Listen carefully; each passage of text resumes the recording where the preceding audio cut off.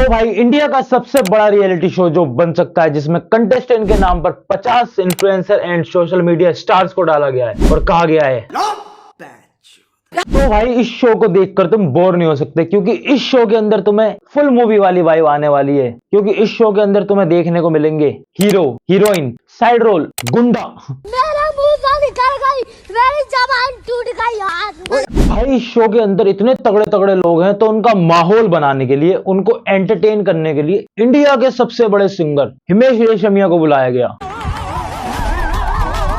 जैसे ही बॉक्स खुलता है, मतलब भाई अगर तुम्हें इन लोगों को एंटरटेन ही करना था तो कोई अच्छा सा सिंगर बुला लेते। मैं ये नहीं कह रहा कि हिमेश रेशमिया बेकार सिंगर है, भाई उनका कभी के टाइम पर दौर चलता था, ओ हुजूर। लेकिन भाई आजकल चल रहा है बंटाई। और भाई ये शो कितने फेयर तरीके से चलने वाला है, ये इन्होंने अपने पहले एपिसोड में ही साबित कर दिया, वंशज का अनफेयर इविक्शन करके। सोशल स्किल्स मैटर, क्या किससे कितनी बातें करते हो। मतलब भाई क्या बकवास सा रीजन दिया है। एक दिन हुआ है भाई वंशज को शो में आए हुए, एटलीस्ट तुम सबको शो में आए हुए, एक दिन में वो तुम सबसे कैसे बात करेगा। भाई परफॉर्मेंस वाइज देखना चाहिए था, जिस पर खानजादी ने बात करी कि भाई परफॉर्मेंस वाइज उर्वशी को निकालना चाहिए था, क्योंकि उसने सबसे बेकार टास्क परफॉर्म करा। क्योंकि भाई ये सर्वाइवल का शो होने वाला है और यहाँ पर टास्क होंगे, और उर्वशी ने बहुत ही बेकार टास्क परफॉर्म करा था और वो शायद आगे भी ऐसा कर सकती है, तो उर्वशी को निकालना चाहिए था। और भाई वंशज का इस शो से निकलने का एक बड़ा रीजन ये भी था। चेयर्स में सबने अपनी अपनी चेयर्स पकड़ी हुई थी, या तो लड़कियां थी या एकदम लंबे चौड़े लड़के थे, मैं दोनों से नहीं लड़ सकता। तो भाई इस टाइप के रियलिटी शो में जहां तक मैंने देखा है, आपकी परफॉर्मेंस प्लस आपका बोलने का तरीका बहुत ज्यादा मैटर करती है। और वंशज ने अपनी पिच में जो ये कहा था कि मैं लड़कियां और लंबे चौड़े लड़कों से नहीं लड़ सकता, बस भाई वंशज इसी जगह निकल गया, क्योंकि उसने अपनी पिच में पहले ही अपने आप को कमजोर, वीक साबित कर दिया। और प्रिंस करण पटेल ने पहले ही इनको निकालने का स्ट्रेटेजी बनाई थी, पिच से इन लोगों को उसको निकालने का एक बड़ा रीजन मिल गया। तो आई थिंक वंशज के निकलने में उसकी पिच का भी बहुत बड़ा रोल था। और भाई वंशज ने शो से निकलने के बाद भी बहुत सारी चीजें करी, लाइक प्रिंस को और करण पटेल को ट्रोल करा। भाई वंशज, मुझे एक बात समझ नहीं आई कि भाई तुम्हारा शो से निकलने में प्रिंस का और करण पटेल का बहुत बड़ा रोल था, बट भाई डिसीजन तो सबने मिलकर लिया। लाइक वहां पर जो 5 बंदे खड़े थे, कृष्णा, फेजू, शिव ठाकरे, भाई उनको क्यों नहीं बोल रहा। तो भाई वंशज शो से निकलने के बाद ये जो हरकत कर रहा है, ये बहुत ही अनमेच्योर है। और अगर भाई तेरी यही हरकत शो के अंदर होती तो अच्छा है भाई, तू बाहर निकल गया। क्योंकि आई फील भाई प्रिंस ने तेरा परफॉर्मेंस नहीं देखा था, यहाँ पर मैं गलत भी हो सकता हूँ, बट भाई जो तू अब कर रहा है वो और ज्यादा गलत है।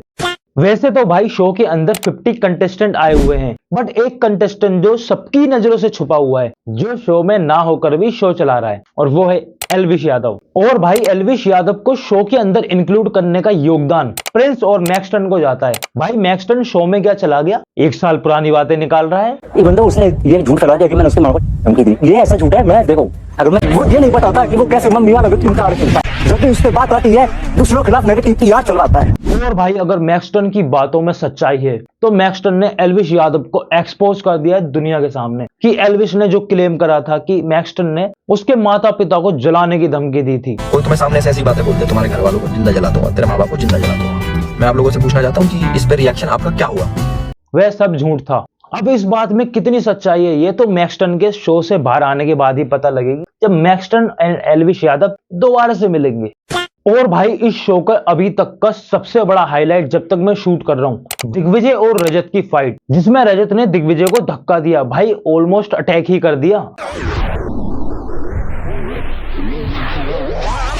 तो भाई ये सब स्टार्ट हुआ जब इन लोगों को टास्क मिला था, जिसमें रजत की टीम परफॉर्म कर रही थी, तो दिग्विजय ने नॉर्मली बोला पागलों की टीम घोषित कर दो इसको। तो भाई उस समय तो रजत ने नॉर्मली ले लिया, हंसते हुए टाल दिया। लेकिन उसके 5-10 मिनट बाद रजत ने दिग्विजय को ये बोला, प्लीज ना रिस्पेक्ट मेंटेन करा कर। क्या हुआ? ये पागलों की टीम मतलब अच्छे से हो गया, सब बढ़िया। अबे भाई रजत, उसने पूरी टीम को बोला था, ना कि तुम्हें बोला था। भाई इसने पर्सनली अपने ऊपर ही ले लिया। फिर क्या भाई, यहाँ पर थोड़ी सी हमारे दिग्विजय की भी गलती थी, ये चीज नॉर्मली सॉर्ट आउट हो सकती थी। चल ठीक है यार, इट्स ओके, अगर तुझे बुरा लगा तो अब नहीं बोलूंगा। बट भाई दिग्विजय बहस करने लगा, जो कि अवॉइड हो सकती थी, और उसने बोला भाई पागल बोल दिया तो क्या हो गया। पागल बोल दिया, बहुत कोई गाली नहीं, निकल गया अभी, सब तो तेरा मुंह खुला नहीं, क्या अभी अगर मैंने कुछ बोल दिया तो दिक्कत होगी तुझे। और भाई इतने में हमारे रजत भाई ने धक्का दे दिया।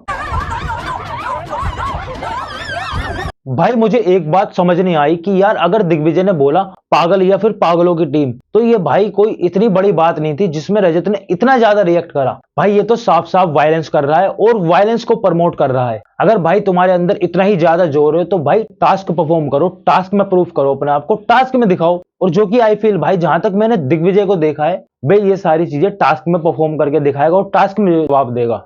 भाई ये रियलिटी शो बातों का शो होता है भाई, अपने ओपिनियन रखने का शो होता है। तो भाई बातों से हराओ, बातों से जीतो। अगर ये वायलेंस का ही शो होता तो भाई इस शो के अंदर सारे कंटेस्टेंट रेसलर लाए होते। तो भाई शो मेकर्स को भी सोचना चाहिए कि भाई इस टाइप का वायलेंस ना प्रमोट करा जाए।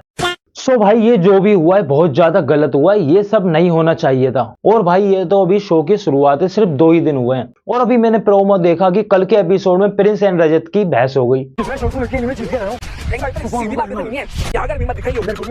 सो यार इस चीज को मैं अगले वीडियो में कवर अप कर दूंगा अगर आप लोग बोलेंगे तो। So that's it for today guys. अगर आप लोगों को ये वीडियो थोड़ी सी भी अच्छी लगी है तो भाई लाइक करो, चैनल पे नए हो तो भाई सब्सक्राइब करो, और इस टाइप की वीडियो और देखना चाहते हैं तो कमेंट करके बताएं। मिलते हैं नेक्स्ट वीडियो में, जब तक के लिए अपना ध्यान रखें, अपने माता पिता का ध्यान रखें।